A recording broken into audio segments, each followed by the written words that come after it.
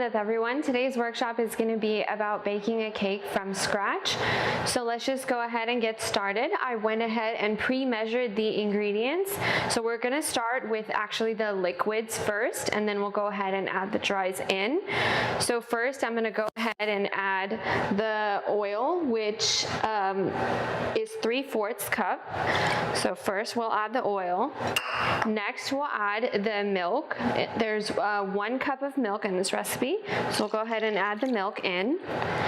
And last we're going to add the eggs, which is 2 eggs. So we're going to go ahead and combine the liquids first and whisk that together until the eggs are broken up. So I'm going to go ahead and do that.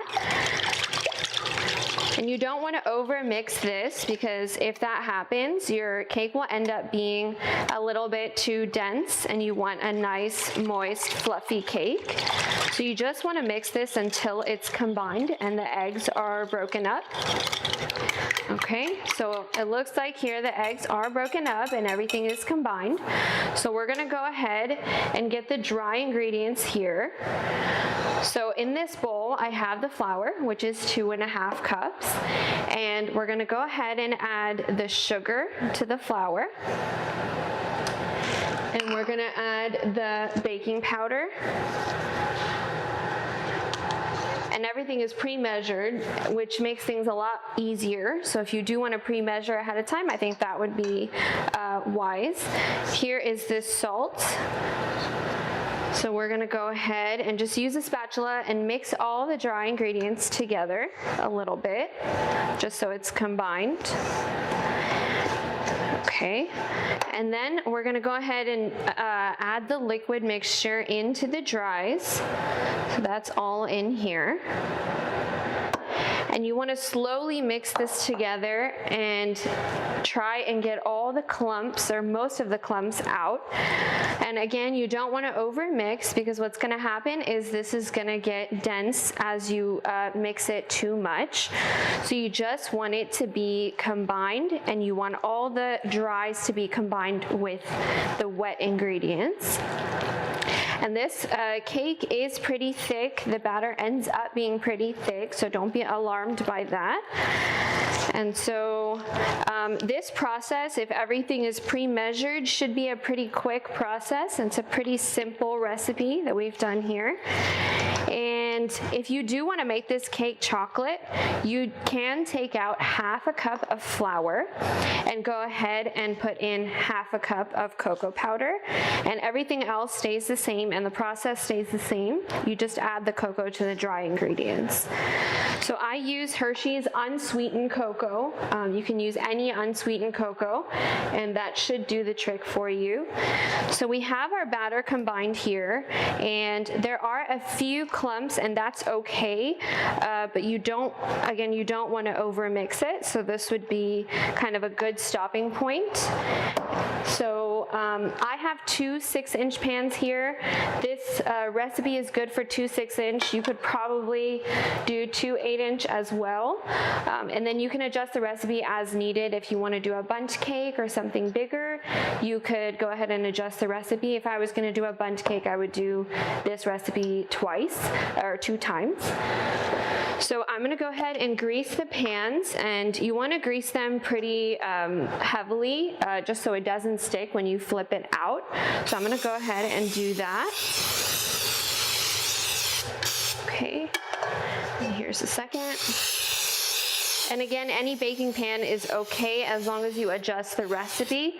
A 6-inch or 8-inch is good, maybe even a 9-inch, but any bigger than that, you want to adjust your recipe. So I'm going to go ahead and eyeball this and split the batter in half. And so I'm going to put half in here, half in the first one. And you can adjust that accordingly. If you feel like you put too much in one, you can kind of switch that up. So here's the second one. Okay.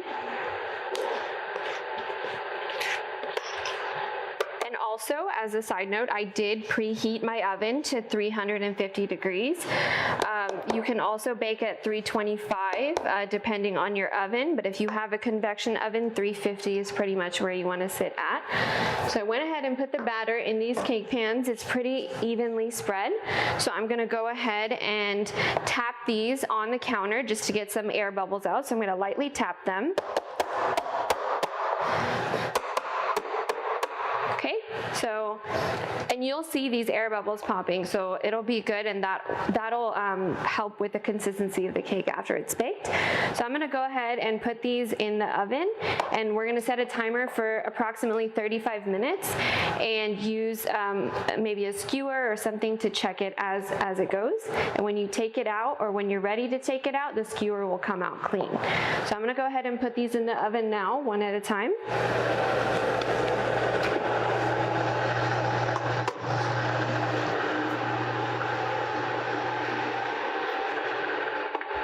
Okay, so that is in there, and I'm gonna go ahead and set a timer.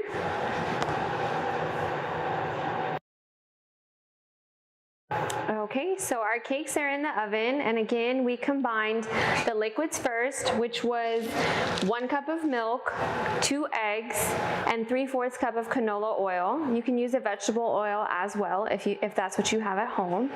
And then in a separate bowl, we combined the flour, the sugar, the baking powder, and the salt. And then we went ahead and combined everything together and split the batter in half and put that in the oven. And we set a timer for 35 minutes, and it is going to take probably longer than 35 minutes depending on your oven. But what I do here is I set a 5-minute timer each time and adjust that as needed. So if it's almost done, then I'll set a 2-minute timer instead. But I go in 5-minute increments, and these cakes, I went ahead and pre-baked them, and they ended up baking for about 42 to 43 minutes. So I went ahead and pre-baked these, and they're nice and cold and cooled down. I also went ahead and used a bread knife. You can use any knife that you have at home and cut straight across. And I went ahead and cut it already, but you cut straight across and try and go as straight as possible.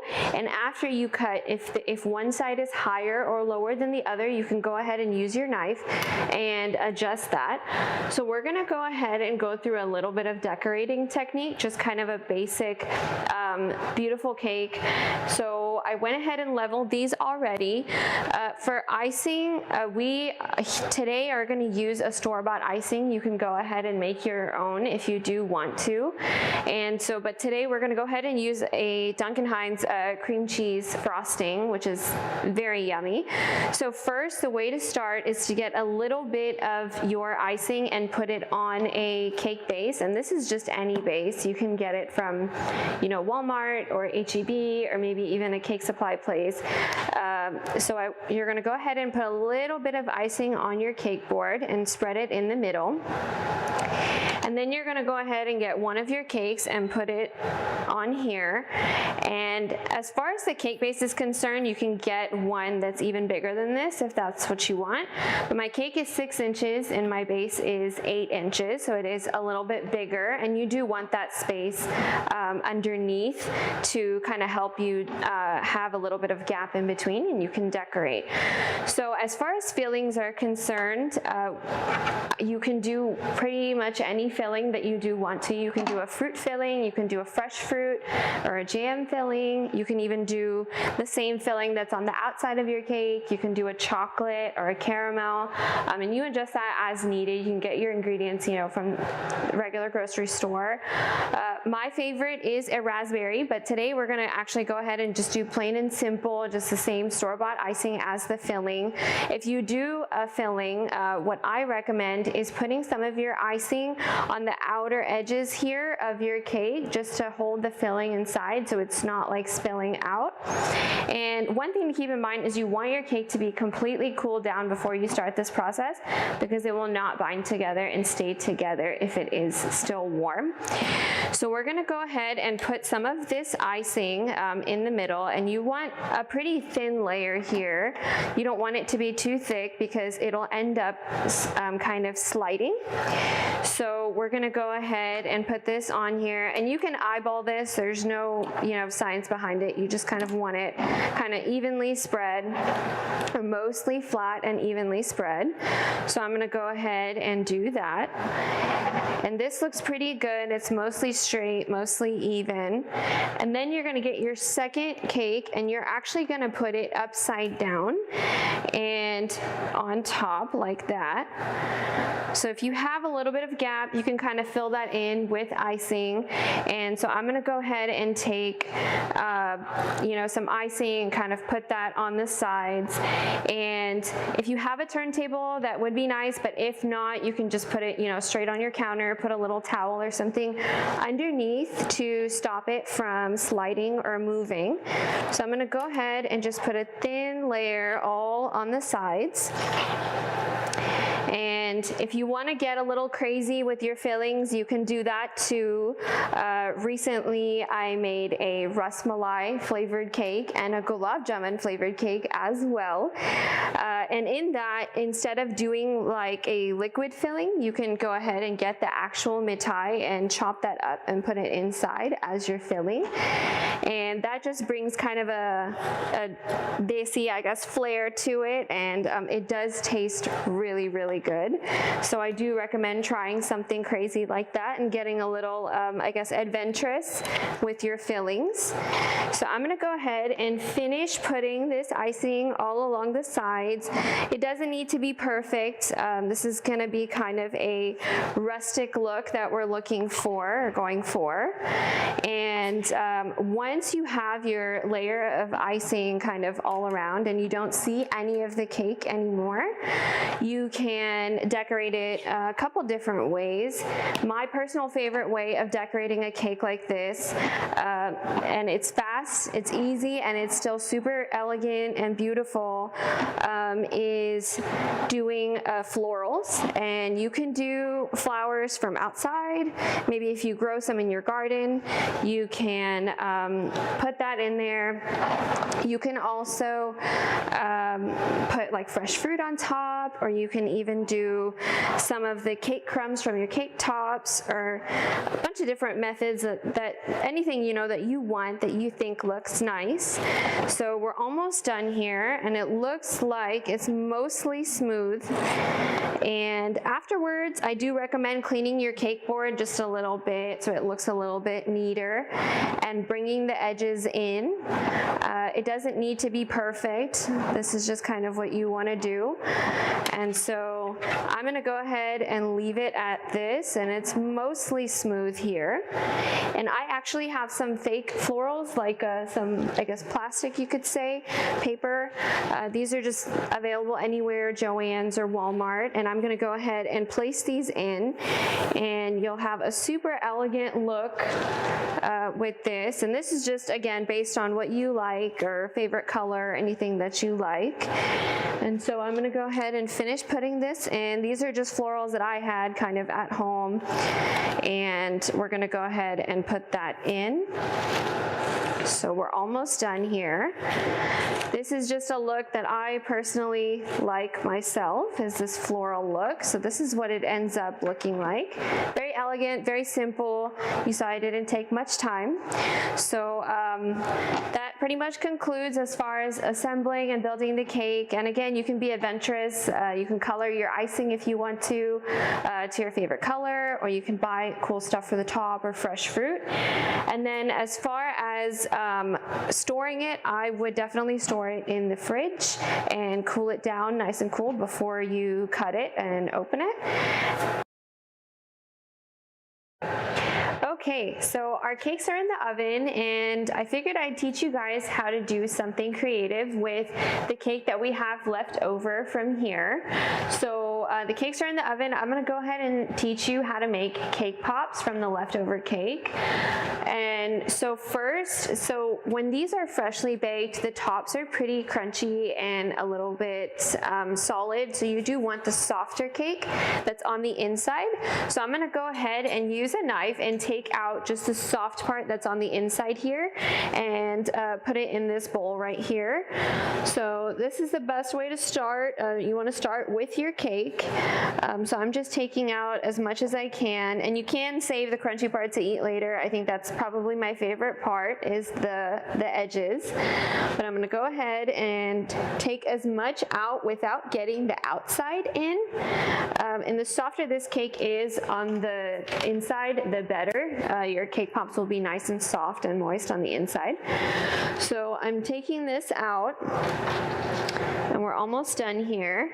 And then the process for cake pops is to add some of that icing. You'll probably have some leftover icing when you decorate your cake.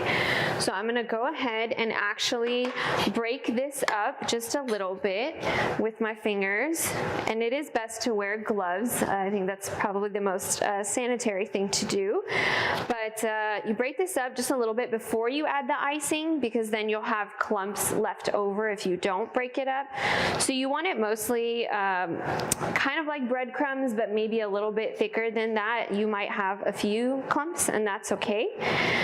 So this is mostly broken up now, and I'm gonna go ahead and use the same spatula as before and take a little bit of icing. Do this as needed, but add the less the better.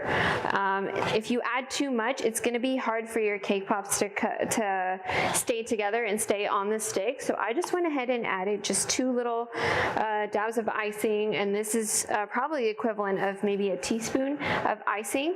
So you go ahead and do that, and you can always add, but taking out is not possible. So the less you put, the better it is. So I'm gonna go ahead and combine this, and you want this to look kind of like a cookie dough. And the more binded, I guess, it is, the better your cake pop, better chance your cake pop has to stay on the stick and not fall off. So I'm gonna go ahead and add a little bit more icing in here because it is somewhat binded, but not all the way. So I'm gonna take the same amount, I'd say about a teaspoon, and put that in there. And you kind of add as needed. You can use any icing, any store-bought icing will work, or if it's leftover icing from your cake so you don't have any wastage. So the best thing to do is to go ahead and combine all of this and get it into one large, I guess, dough form. You don't want any leftover crumbs. And so once this is all, it's starting to combine. So once this is all combined, we are gonna talk a little bit about candy melts and the coating that you use for this. And if you want to have some fun with this, you can. It works with chocolate cake as well. And if you want to have a little bit more fun, you can add some rainbow sprinkles or whatever sprinkles you have inside. That way when you bite into your cake pops, they are colorful and nice on the inside. So this is all combined, and if you see, I have one large like mass of cake here, and it does feel kind of dense and thick like a cookie dough. So we're gonna go ahead and set this aside for now and talk a little bit about candy melts. So this is what candy melts look like. They look like little wafers, and they are pretty solid. There are a couple different kinds. These are available at pretty much any grocery store in your area. I personally like to use these Ghirardelli ones, and they melt really well. However, if you do decide to use a different brand, you might have to add something called Crisco shortening. This is usually something that most people have at their home, if not also available at any grocery store. So this is something you add, I would say 1 teaspoon at a time, and we're gonna go ahead and put these candy melts in the microwave for 1 minute. And so once you put that in, you're gonna mix it a little bit and possibly have to melt it just a little bit more. You want it to be a complete liquid consistency. So I'm gonna go ahead and melt this right now. Okay, so it has melted for 1 minute in the microwave. and I'm gonna go ahead and start mixing that. And if you see, it's already mostly melted and pretty warm. So I'm gonna mix it a little bit and we'll pop it back in just so we don't have any lumps or anything. And so it's almost there. Let's go ahead and put it back in. Okay, so our 20 seconds are up. And this should be pretty melted.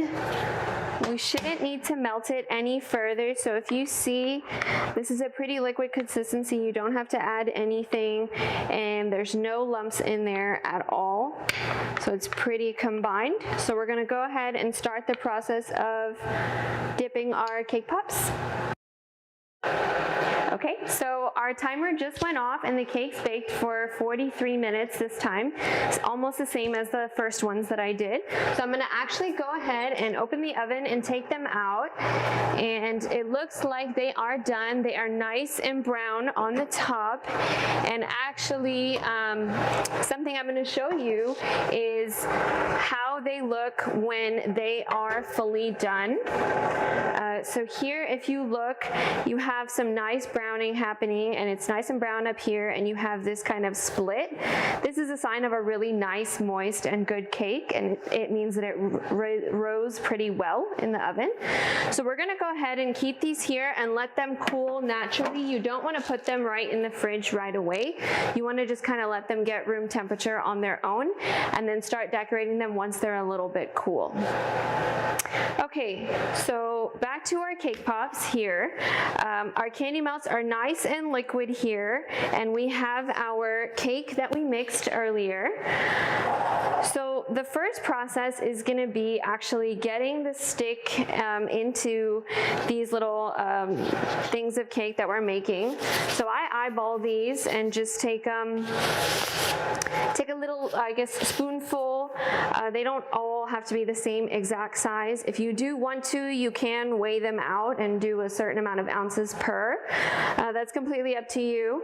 So I'm gonna go ahead and take some cake here and roll it up pretty tight. The tighter you roll it, the more chances you have of your, I guess, cake pop staying on the stick. So you want a nice, like, round circle here. It looks almost like a gulab jamun, sort of. So we have a nice round circle. So I'm gonna go ahead and finish rolling some of these. And again, I'm not measuring these. It's okay if one is a little bit bigger than the other one. So we have, I'm probably gonna end up getting about 5 or 6 nice cake pops out of this. So I'm gonna go ahead and finish rolling. And then what's gonna happen is we're gonna get these cake pop sticks. Again, these are available at pretty much any grocery store. They sell them in small packs, big packs, and there's a lot of nice brands. There's some fancy ones. You can get some fancy ones if you want to. Gold, silver, anything like that. And again, these don't have to be perfect. The candy melts cover quite a bit, and they end up looking pretty nice. Once the cake pops are dipped in the stick, they will stay upside down until they are fully dipped inside or submerged into the candy melts. And it is good to roll this after your candy melts are melted so that the candy melts can get a little bit cooler. And that would be better because then they'll stay on the stick is what'll happen. So we have 5 here, and it looks like we have enough for 6, but not quite enough for 7. So we're gonna go ahead and leave that. So we have 6 cake pops here, and I'm gonna go ahead and you're gonna take the stick and you're gonna dip it into your candy melts that are melted here, and you're gonna dip about, I would say, a ½ inch down, maybe to the bottom of the bowl. That might be a good rule of thumb. So I dipped it a little bit, and I'm just gonna go ahead and insert it into the cake circles that we made. You do not wanna go all the way down to the bottom because your cake pop will end up slipping. So you wanna go mostly down, but not quite to the bottom. So I'm gonna go ahead and do all 6 of these like that. and wait about 5 minutes. If you're unsure of whether your candy melts have set in there, you can put them in the fridge for a couple of minutes just to make sure. I usually do not put them in the fridge. I just wait about 5 minutes and usually they're okay. So I'm gonna go ahead and finish this and then wait about 5 minutes, and then I'll show you guys how to dip that in and submerge them and decorate them with sprinkles. Okay, so our candy melts here have set inside, and if you touch it, you'll know because the candy melts won't stick to your finger. They'll stay pretty solid in there. Once you have that solid feel to them, you can go ahead and pick them up and they won't fall off the stick, most probably, depending on the consistency of your cake here. But if you follow the instructions, you should be pretty solid here and it won't come off or anything. So I'm gonna go ahead and tilt my bowl just a little bit, not to where it's coming out, but just so you can get a nice dip in there. So I'm gonna go ahead and take one of these and dip it in here, and you can just kind of turn it as needed and put that in. You wanna get it like pretty much all the way covered. And once you have it covered, you can go ahead and tap the bowl with the stick as many times as you need to get most of the excess off. And this usually is not that long of a process depending how liquid your candy melts are. But if you use these Ghirardelli candy melts, they don't get too liquid. So if you see I'm tapping and nothing is coming down, so it's actually ready to get sprinkles or whatever decoration you want to put on top. And this stand here is just kind of a homemade styrofoam piece that I had here. And I went ahead and used a wooden skewer to, I guess, tap some holes in so these cake pop sticks could sit in there. You can use anything. There are cake pop stands available at the grocery store. If not, if you just have a piece of styrofoam or cardboard or something like that at home, you can just put some light holes in there and have the cake pop stand in there. And you can use any sprinkles you want. I just have these orange ones laying around. So I'm gonna go ahead and put the sprinkles on top as you want.